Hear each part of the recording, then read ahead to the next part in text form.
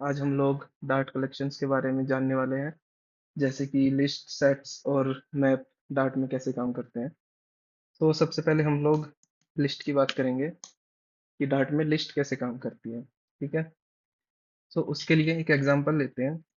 जैसे कि हम लोग लिस्ट क्रिएट करते हैं, जिसको हमें बताना होगा कि हम उसके अंदर पैरामीटर्स ऐड करने वाले हैं वो किस डेटा टाइप के होंगे। लेट्स से मैं इंट डेटा टाइप के पैरामीटर्स इस लिस्ट में ऐड करने वाला हूँ। ठीक है, अब इसका एक वेरिएबल नाम ले लेते हैं, जैसे नंबर्स, एंड देन इसमें मैं असाइन कर देता हूँ like 1 2 3 4 and 5। Okay, so basically list क्या होती है? It is a collection of similar data types. Means अगर ये लिस्ट इंटीजर डेटा टाइप की है, तो इसका मतलब है कि हम इसके अंदर जितनी भी वैल्यूज ऐड करेंगे वो इंटीजर वैल्यूज ऐड करेंगे। ठीक है, और अगर मैं एक लिस्ट क्रिएट करते हैं, जैसे मैं स्ट्रिंग टाइप की करता हूँ, तो अब क्या होगा, अब हम इसमें जो भी डेटा ऐड करेंगे वो स्ट्रिंग टाइप का ऐड करेंगे। मान लीजिए मैंने इसका वेरिएबल का नाम नेम लिखते हैं, और इसमें मैं असाइन करता हूँ लाइक, मैं यहाँ पे फर्स्ट लिखता हूँ एंड देन हम यहाँ पे सेकंड लिखते हैं। ओके, तो ये हो गई स्ट्रिंग डेटा टाइप की लिस्ट। ठीक है, अब हम क्या चाहते हैं, अब हम यहाँ देखना चाहते हैं कि मैनिपुलेट कैसे हो सकती है ये लिस्ट डार्ट के अंदर। ओके, अब मैनिपुलेशन क्या होता है? मैनिपुलेशन होता है इस लिस्ट को मैनिपुलेट करना। मीन्स इसमें वैल्यू ऐड करना, इससे वैल्यू डिलीट करना, या फिर इंडेक्स वाइज इसमें ऐड और डिलीट ऑपरेशन चलाना। तो कैसे काम करते हैं वो, सबसे पहले हम चेक कर लेते हैं। अगर मैं नंबर्स को प्रिंट करा के देखता हूँ, ठीक है, हम इस वेरिएबल नंबर को प्रिंट कराते हैं, देखते हैं सबसे पहले हमारे पास क्या आउटपुट आता है। सो हमारे पास ये लिस्ट प्रिंट होके आ गई है। ठीक है, अब हम चाहते हैं इसमें मैनिपुलेट करना। अब इसको मैनिपुलेट कैसे करेंगे? मैं चाहता हूँ कि हम नंबर्स में कुछ ऐड कर देते हैं। जैसे हमने 1 to 5 लिखा हुआ है, तो हम यहाँ पे 6 ऐड कर देते हैं। ओके, अब हमें यहाँ पे मैनिपुलेट के टाइम पे, मीन्स जब हम ऐड कर रहे हैं इस लिस्ट के अंदर, तब भी हमें इंटीजर वैल्यू को ही ऐड करना होगा। अगर हम यहाँ पे स्ट्रिंग ऐड करेंगे तो हमें एक्सेप्शन आ जाएगी कि आपने अलग डेटा टाइप की वैल्यू को ऐड किया है, जबकि लिस्ट क्या है, इंटीजर डेटा टाइप की। ठीक है, चलिए अब इसको प्रिंट करा के देखते हैं वापस। सो हमारे पास लिस्ट में लास्ट एलिमेंट ऐड हो चुका है जो कि 6 है। ठीक है, अब एक काम करते हैं, हम यहाँ से रिमूव करके देखते हैं। हम चाहते हैं कि हम यहाँ से 3 रिमूव कर दें। ओके, तो देखते हैं हमारा रिमूव फंक्शन कैसे काम करता है। ओके, सो इस इंडेक्स से, इस एरे से 3 रिमूव हो गया है और हमारे पास 1 to 6 नंबर्स प्रिंट हो गए हैं। ठीक है, अब हम जैसे हमने यहाँ पे प्रिंट कराया हुआ है नंबर्स को, मीन्स हमने यहाँ पे कंप्लीट एरे को प्रिंट कराया हुआ है, बट हम चाहते हैं इस एरे के किसी पर्टिकुलर इंडेक्स को प्रिंट कराना। तो उसके लिए हम क्या कर सकते हैं, हम नंबर्स से वो पर्टिकुलर आइटम निकाल सकते हैं based on their index. Okay, so let suppose मैं फर्स्ट इंडेक्स की वैल्यू निकालना चाहता हूँ। अब फर्स्ट इंडेक्स की वैल्यू यहाँ से क्या आएगी, 1। हमारा 0 इंडेक्स पे है, और 1 जो 2 है वो 1 इंडेक्स पे है, तो हमारे कंसोल में प्रिंट होना चाहिए 2। ओके, तो देखते हैं ये कैसे प्रिंट होता है। जी, 2 प्रिंट हो गया। ओके, अब हम यहाँ से जैसे हम नंबर्स में ऐड करते हैं, नंबर्स में रिमूव करते हैं, इसी तरह मैं क्या कर सकता हूँ, हम चाहें तो एक पर्टिकुलर पोजीशन पे, लाइक 0 पोजीशन पे, हम कोई वैल्यू ऐड कर सकते हैं। लेट्स से हम 10 ऐड कर सकते हैं। ओके, सो अब अगर हम नंबर्स को प्रिंट कराते हैं, तो हमारे पास कंसोल पे क्या आएगा, अब हमारे पास आएगा 10 2 एंड 4। तो बेसिकली हमने क्या किया, हमने 0 इंडेक्स पे, जिस पे पहले वैल्यू थी 1, हमने उसमें वैल्यू ऐड कर दिया 10। सो इसलिए हमारा 1 रिमूव हो गया है, उसकी जगह पे 10 आ गया है, देन 2 3 4 5 हमारा चल गया है। ठीक है, ओके, सो इस तरह से हम लोग यहाँ पे इंटीजर्स और स्ट्रिंग टाइप की लिस्ट को मैनिपुलेट कर सकते हैं। और इसी तरह से हम लोग अलग अलग डेटा टाइप्स की लिस्ट क्रिएट कर सकते हैं और उसमें ऐड रिमूव ऑपरेशन परफॉर्म कर सकते हैं। ठीक है, चलिए अब हम बात करते हैं कि अगर डाट के अंदर हमें सेट पे काम करना है तो हम सेट पे कैसे काम करेंगे। तो सेट क्या होता है, ये भी कलेक्शन होता है डेटा टाइप्स का। बट सेट जब हम यूज करते हैं तो इसका मतलब है कि हम अपनी लिस्ट में कोई भी डुप्लीकेट वैल्यू यूज नहीं करेंगे। ओके, अब ये सेट कैसे काम करता है, लेट्स से हम लोग एक सेट बनाते हैं इंटीजर डेटा टाइप का। ओके, इसका नाम लिखते हैं सेट 1 और इसमें हम लोग वैल्यू डाल देते हैं। जब भी सेट में वैल्यू डलती है तो करली ब्रेसिस के अंदर डलती है। ओके, सो इसमें हम वैल्यू डाल देते हैं 1 2 एंड 3। ठीक है, यहाँ तक हमने डाल दिया सेट के अंदर वैल्यू। अब मैं एक और काम करता हूँ, क्या करते हैं, हम एक और इंट टाइप का सेट बनाते हैं जिसका नाम हम लोग लिखते हैं सेट 2। ओके, और इसमें हम वैल्यू डाल देते हैं 3 4 एंड 5। ओके, डाल दिया हमने। अब हम लोग क्या करेंगे, हम लोग यहाँ पे ऑपरेशन परफॉर्म करने वाले हैं।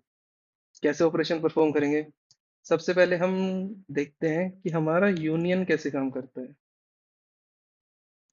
ओके, तो यूनियन क्या होता है, हमें इन दोनों सेट को कंबाइन करना है। ठीक है, अब कंबाइन कैसे होता है, लेट्स से सेट 1 में मैं यूनियन ऑपरेशन चलाता हूँ और इस यूनियन में हम पास कर देंगे वो सेट जिसको हमें ऐड करना है, मीन सेट 2। ठीक है, हमने पास कर लिया। अब हम इसको प्रिंट करा के देखते हैं क्या हमारा set operation union operation perform हुआ है।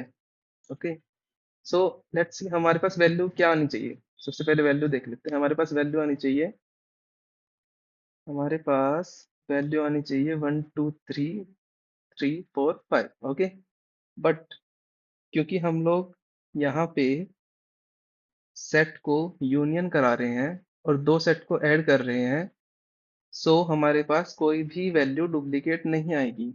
ये सेट की इंपॉर्टेंट फंक्शनैलिटी होती है।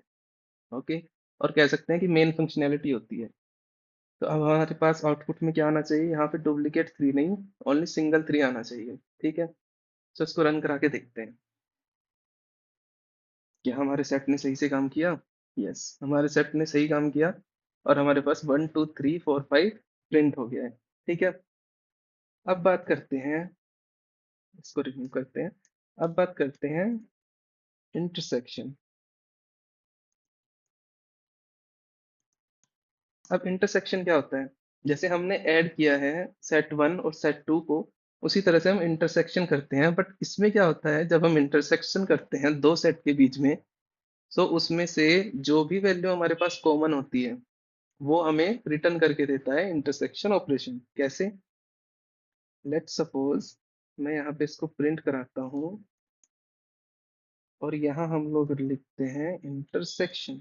ओके, अब हमने सेट 1 और सेट 2 का इंटरसेक्शन किया है, तो अब हमारे पास सिर्फ कॉमन वैल्यूज आएंगी और कॉमन क्या है इन दोनों सेट में, 3। तो हमारे पास सेकंड नंबर पे प्रिंट हो गया है 3। ओके, ओके, ठीक है।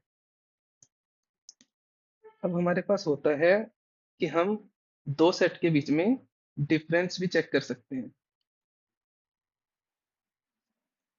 अब डिफरेंस कैसे चेक कर सकते हैं, सेम तरह से जैसे हमने यूनियन और इंटरसेक्शन किया है उसी तरह से हम लोग डिफरेंस चेक कर सकते हैं।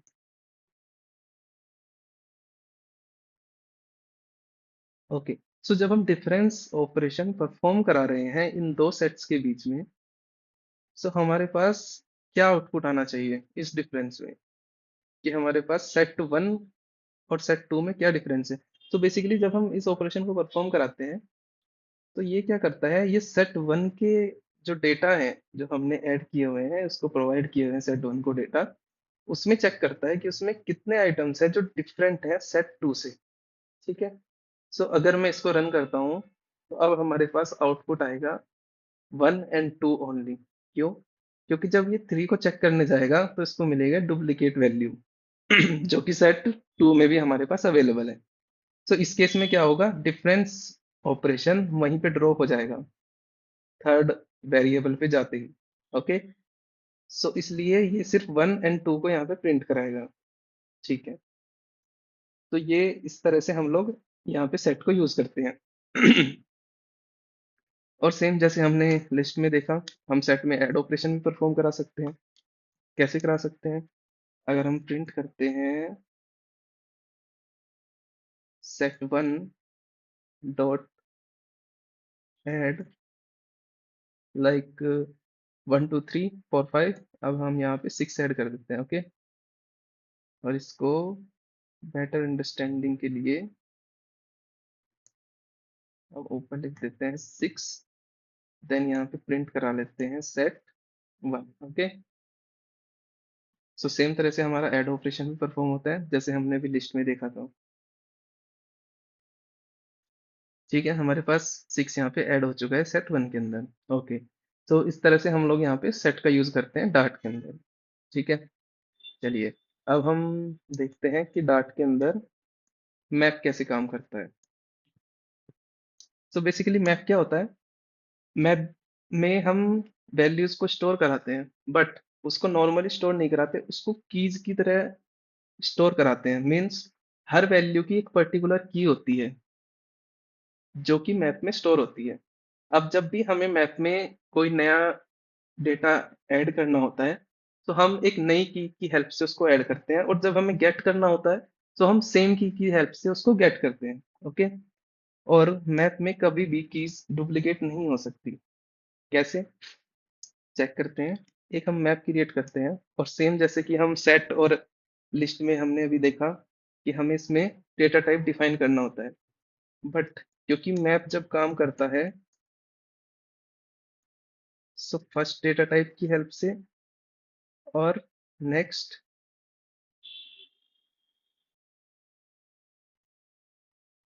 जब भी हमारा मैप इनिशियलाइज होता है, सो वो हमसे दो पैरामीटर लेते हैं। जैसे लिस्ट और सेट हमसे एक पैरामीटर लेते हैं कि आप किस डेटा टाइप के अकॉर्डिंग वैल्यू स्टोर करना चाहते हो, इसी तरह से मैप हमसे दो पैरामीटर एक्सपेक्ट करता है।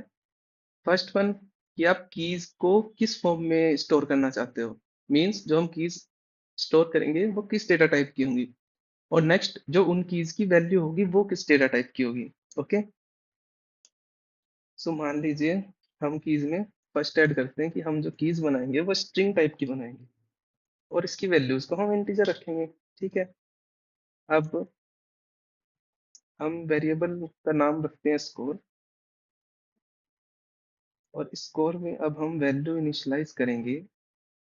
क्या वैल्यूज इनिशियलाइज करेंगे, मान लीजिए हम यहाँ पे लिखते हैं कि हमारी जो फर्स्ट वैल्यू है वो है 95। ओके, सो हमने जब इस मैप को इनिशियलाइज किया और जब इसमें वैल्यू एंटर करने जा रहे हैं, सो हमने सबसे पहले फर्स्ट वैल्यू एंटर की, देन हमने कॉलन यूज किया, देन हमने सेकंड वैल्यू यूज की। सो जो फर्स्ट वैल्यू हमने एंटर की वो इस मैप की बन जाती है, और जो सेकंड वैल्यू हमने डाली वो उस की के कोरस्पॉन्डिंग इस मैप में स्टोर होती है। ठीक है, इसी तरह से अगर हम मुझे एक और वैल्यू स्टोर करनी है, सो हम क्या करेंगे, हम यहाँ पे लिखेंगे second and then same colon and then 90। Okay, so हमारी जो सेकंड वैल्यू स्टोर हुई है वो हुई है 90। ठीक है, ठीक है। ओके, अब हम इसमें इस स्कोर मैप में ऑपरेशंस कैसे परफॉर्म करा सकते हैं। तो मान लीजिए हमें प्रिंट कराना है यहाँ पे स्कोर। अब मैं चाहता हूँ कि मुझे जो फर्स्ट है उसका स्कोर प्रिंट कराना है। सो अब जब भी इस स्कोर से मुझे कोई वैल्यू निकालनी है, लेट्स से मुझे 95 वैल्यू निकालनी है, तो मैं 95 को एक्सेस नहीं कर सकता, बट मैं इसकी की को एक्सेस कर सकता हूँ। ओके, सो हमें जब भी वैल्यू निकालनी होगी, हम इस मैप के अंदर वो की पास करेंगे जिस की हमें वैल्यू चाहिए। ओके, ओके, सो अब इसको प्रिंट कराते हैं कि हमें 95 रिटर्न करके देगा आउटपुट में। यस, सो इसने 95 रिटर्न कर दिया वैल्यू बेस्ड ऑन इट्स की। ठीक है, सेम वे में हम स्कोर में वैल्यू ऐड भी करा सकते हैं। लेट्स से हमें स्कोर में ऐड कराना है थर्ड। अब मुझे क्या करना है? अब हमें थर्ड वैल्यू को ऐड कराना है इस स्कोर के अंदर। ओके, अब मैं थर्ड वैल्यू को असाइन कर देता हूँ value let's say 85। Okay, so third में क्या स्टोर हो जाएगा? 85। ठीक है, अब हम यहाँ पे कंप्लीट मैप को प्रिंट करा के देखते हैं कि क्या हमारी तीन वैल्यूज हो गई हैं इस वाले मैप में। यस, हमारे पास तीन वैल्यू हो गई है, फर्स्ट सेकंड एंड थर्ड में। जो हमने 85 एंटर की है वो वैल्यू प्रिंट हो गई है। ओके, जैसे हम थर्ड में, जैसे हम स्कोर में ऐड कर सकते हैं, ऐसे ही हमारे पास रिमूव का फंक्शन होता है। हम इसमें से रिमूव कर सकते हैं, और हम रिमूव किस बेसिस पे करेंगे? अब हम यहाँ से लेट्स से मुझे सेकंड को रिमूव करना है, सो मैं डायरेक्ट 90 को एक्सेस नहीं कर सकता। मैं किसको एक्सेस कर सकता हूँ? इस सेकंड को। सो जब मैं यहाँ से रिमूव करने जाऊंगा और मैं इसमें की पास करूंगा सेकंड, देन ये इस सेकंड को रिमूव कर देगा। ओके, सो रन करके देखते हैं। डन, सो हमारा सेकंड एलिमेंट रिमूव हो गया है। ठीक है, सो इस तरह से हमारे मैप के अंदर वैल्यूज ऐड और रिमूव होती हैं। ठीक है, और ये सेम वर्क करता है जैसे अगर हम जावा यूज करते हैं, कोटलिन यूज करते हैं, या कोई भी लैंग्वेज यूज करते हैं, तो मोस्ट ऑफ द लैंग्वेज में हमारा मैप सेम वे में काम करता है।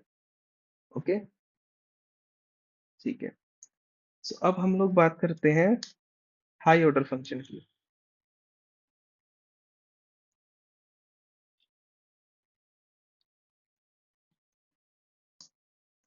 ठीक है, अब हायर ऑर्डर फंक्शंस क्या होते हैं? हायर ऑर्डर फंक्शंस परफॉर्म होते हैं, ये तो लिस्ट के ऊपर परफॉर्म होते हैं, मैप के ऊपर परफॉर्म होते हैं, किसी पर्टिकुलर डेटा टाइप के ऊपर परफॉर्म होते हैं। ओके, किसी पर्टिकुलर कलेक्शंस के साथ। मीन्स लेट्स से, इसका एग्जांपल से समझते हैं। जैसे मैं एक इंट वेरिएबल लेता हूँ नंबर्स, और हम इसको क्रिएट करते हैं सेम वे में जैसे हमने लिस्ट क्रिएट की थी 5। ओके, अब सबसे पहला हाई ऑर्डर फंक्शन हम देखते हैं जो होता है मैप। अब ये मैप कोई डेटा टाइप नहीं है जो दो वैल्यू को एक्सेप्ट करेगा। ये मैप एक हाई ऑर्डर फंक्शन है जो कि इस नंबर्स के साथ इसमें लूप परफॉर्म करेगा और हमारी एक एक वैल्यू को अपडेट करेगा। कैसे करेगा वो देखते हैं। अब मान लीजिए कि आपके पास एक नंबर्स का कंप्लीट एरे है। आप चाहते हो कि इसके हर एक एलिमेंट को आप डबल कर दो। ओके, जैसे 1 है 2 हो जाए, 2 का 4 हो जाए, 3 का 6 हो जाए, 4 का 8 हो जाए। ओके, बट आप चाहते हो कि आप इस नंबर्स में चेंज मत करो, मतलब इस वेरिएबल में चेंज किए बिना आप एक नया वेरिएबल इनिशियलाइज करो और उसमें आप इन सारे वेरिएबल्स के डबल डेटा स्टोर कर सको। ओके, ठीक है, तो हम एक फंक्शन बना लेते हैं, डबल वेरिएबल बनाते हैं, और हम सबसे पहले नंबर्स को एक्सेस करते हैं क्योंकि हमें इस नंबर्स के सारे डेटा को डबल करना है। ठीक है, इसमें हम परफॉर्म कराते हैं डॉट मैप। अब ये मैप क्या करेगा? ये map one by one complete list के एक एक डेटा को हमें प्रोवाइड करेगा। ठीक है, और हम उस डेटा को डबल करके इस नंबर को रिटर्न कर देंगे। ठीक है, तो ये नंबर्स जब डबल डेटा कंज्यूम करेगा तो ये उस डबल नंबर को इस डबल वेरिएबल में इनिशियलाइज कर देगा। मींस सबसे पहले हमारा मैप हमें प्रोवाइड करेगा सिंगल आइटम। ओके, देन हम क्या करेंगे? Double that item. Okay, then जो मैप है वो उन डबल आइटम्स को रिटर्न कर देगा किस वैल्यू को, जो वेरिएबल हमने स्टार्टिंग में इनिशियलाइज किया हुआ होगा। ठीक है, तो इस तरह से हम लोग मैप का यूज करने वाले हैं। अब मैप हमें कैसे फॉर लूप की तरह एक एक आइटम रिटर्न करेगा? यहाँ पे लेट से हम लोग लिखते हैं, एक वेरिएबल क्रिएट करते हैं जिस वेरिएबल में एक एक करके ये सारी वैल्यूज हमारे पास आएंगी। लेट से हम यहाँ पे लिखते हैं n। ओके,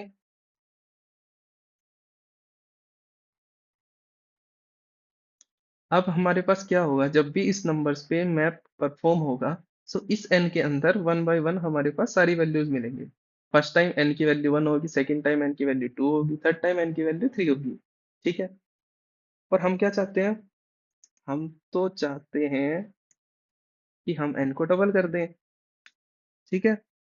तो जब हमारे पास फर्स्ट टाइम n आएगा, हम उसको असाइन कर देंगे n into two. Means n ने हमें प्रोवाइड किया 1, हमने उसको रिटर्न कर दिया 2। n हमें प्रोवाइड करेगा 2, हम उसको रिटर्न कर देंगे 4। और जब n प्रोवाइड करेगा 3, तब हम उसको रिटर्न कर देंगे 3 इंटू टू 6। ठीक है। सेम मैप इन सारी वैल्यूज को लेके, इन सारी डबल वैल्यूज को लेके रिटर्न कर देगा इस डबल वेरिएबल को। ठीक है। बट जब हमने मैप यूज किया है, तो वो मैप की फॉर्म में इन डबल वेरिएबल्स को कंटेन करेगा। बट हमें क्या चाहिए, हमें ये जो डबल है, जो हमने वेरिएबल डबल असाइन किया है, हम चाहते हैं कि इसमें जो जो डेटा है वो लिस्ट की फॉर्म में है। ठीक है। मैप की फॉर्म में हमें डेटा नहीं चाहिए। तो हमें क्या करना पड़ेगा, हमें यूज करना होगा यहाँ पे डॉट टू लिस्ट।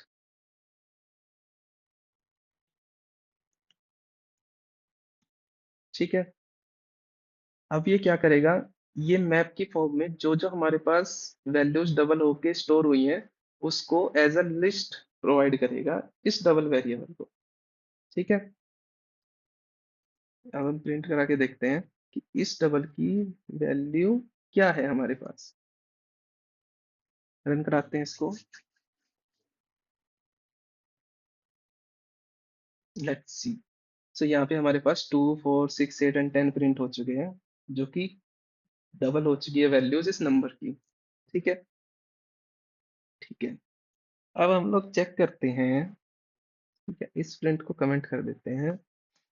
अब हम लोग चेक करते हैं एक और हाई ऑर्डर फंक्शन को, जो कि होता है वेयर। ठीक है। वेयर भी सेम तरह से काम करता है जैसे मैप काम करता है। अब वेयर का हम यूज करते हैं। लेट्स सपोज हम एक वेरिएबल चाहते हैं। तो हम चाहते हैं कि ये जो नंबर्स का एरे है, हम इसमें से चाहते हैं कि अ, हम सारे इवन नंबर को प्रिंट कराना चाहते हैं। मीन्स इस एरे में जितने भी इवन नंबर्स हैं, हम उसको प्रिंट कराएंगे। अब वो कैसे पता चलेगा। अब आपने मैप में देखा, मैप ने हमें ये सारे वेरिएबल्स रिटर्न किए डबल करके। ठीक है। सो अगर हम यहाँ से इन सारे वेरिएबल्स को चाहते हैं और कुछ ऑपरेशन परफॉर्म करने के बाद चाहते हैं, तो हम यहाँ पे मैप यूज करते हैं। बट हमें क्या चेक करना है, हमें चेक करना है कि इनमें से कौन सा डेटा इवन है, कौन सा ओड है, और सिर्फ इवन डेटा को लेना है। इसका मतलब हमें यहाँ से सारे एलिमेंट्स तो नहीं चाहिए। तो जब सारे एलिमेंट्स नहीं चाहिए और हमें कंडीशन भी चेक करनी है, तो उस केस में हम वेयर यूज करेंगे। कैसे यूज करेंगे, हम यूज करेंगे नंबर्स के साथ में वेयर एक्सटेंशन को, जो कि हमें सेम प्रोवाइड करेगा वन बाय वन करके नंबर्स के एलिमेंट, जिसको हम फिर से n बोल सकते हैं। और जब भी हमें नंबर इवन और ओड चेक करना होता है, तो हम कैसे चेक करते हैं, परसेंटाइल के साथ।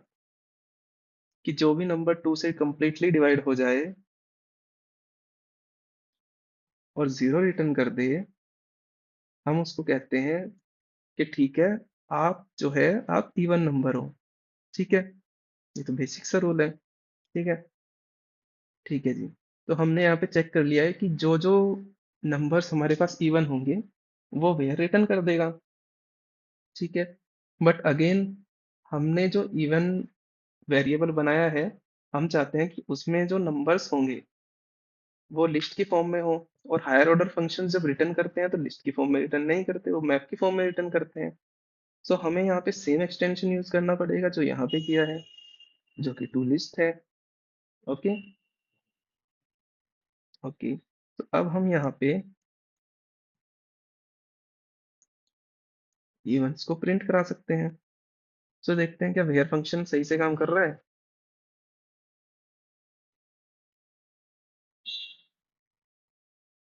हम्म। सो वेयर फंक्शन ने हमें रिटर्न करके दे दिया 2 एंड 4। जो कि इवन नंबर होते हैं हमारे। ठीक है, अगेन इस प्रिंट को कमेंट कर देते हैं। सो हम लोग नेक्स्ट हाई ऑर्डर फंक्शन देखते हैं, जो कि है हमारा फॉर ईच। ठीक है, फॉर ईच लूप होता है जो कि आइटरेट करता है वन बाय वन हमारी लिस्ट के अंदर। अब ये कैसे काम करता है? मान लीजिए मुझे इस लिस्ट को प्रिंट कराना है वन बाय वन करके। So for each function same way में काम करता है जैसे हमारा फॉर लूप काम करता है। ठीक है, जैसे हमारा फॉर लूप काम करता है। बट इन दोनों में डिफरेंस क्या होता है? तो इन दोनों में डिफरेंस देखने के लिए, जब भी हम कोई प्रोजेक्ट में किसी प्रोग्राम के अंदर फॉर ईच या फॉर लूप को यूज करते हैं, सो फॉर लूप हमारा सिंक्रोनस वर्क करता है। ओके, फॉर लूप हमारा सिंक्रोनस वर्क करता है, जबकि फॉर ईच लूप हमारा असिंक्रोनस वर्क करता है।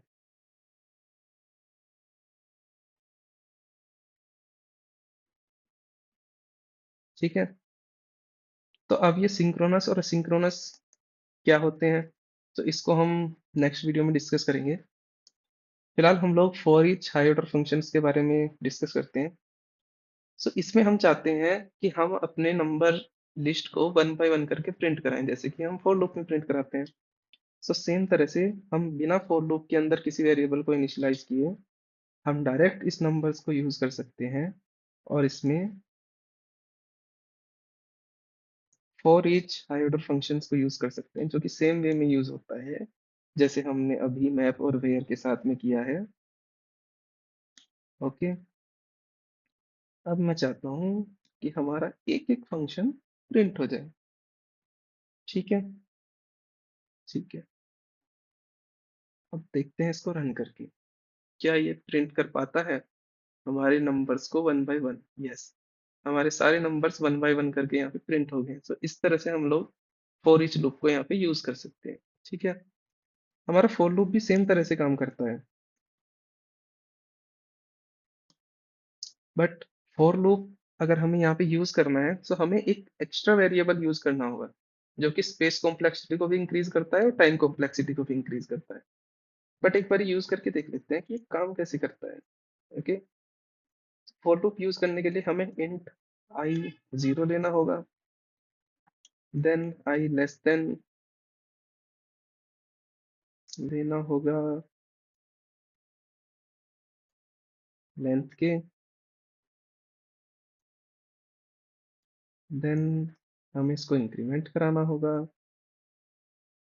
और तब जाके हम यहाँ पे प्रिंट यूज कर पाएंगे इस नंबर से आई का। तो जैसे हमने अभी लिस्ट में देखा, जब हमें इसी किसी भी लिस्ट से कोई आइटम गेट करना होता है तो हम इंडेक्स बेस पे करते हैं। सो फॉर लूप बेसिकली क्या करेगा? फॉर लूप जीरो से लेकर जितना एरे की लेंथ है उस पे लूप क्रिएट करेगा। अब लूप में क्या होता है, हमें जीरो से लेके लेंथ तक के सारे इंडेक्स वन बाय वन मिलेंगे और हम सारे इंडेक्स को वन बाय वन इस नंबर से निकाल के प्रिंट कराते रहेंगे। ठीक है, ठीक है, तो जैसे हमारा फॉर ईच ने एक एक करके सारे नंबर्स प्रिंट किए, ऐसे ही फॉर लूप ने एक एक करके सारे डिजिट्स को प्रिंट करा दिया। बट इसमें और इसमें डिफरेंस क्या हुआ है, यहाँ पे हमें एक एक्स्ट्रा पैरामीटर्स को इनिशियलाइज करना पड़ा है। ठीक है, हमारा एक्स्ट्रा वेरिएबल इनिशियलाइज हुआ है यहाँ पे, जो कि हमारे पास टाइम कॉम्प्लेक्सिटी को इंक्रीज करता है। अब टाइम कॉम्प्लेक्सिटी और स्पेस कॉम्प्लेक्सिटी हम लोग नेक्स्ट वीडियो में डिस्कस करेंगे।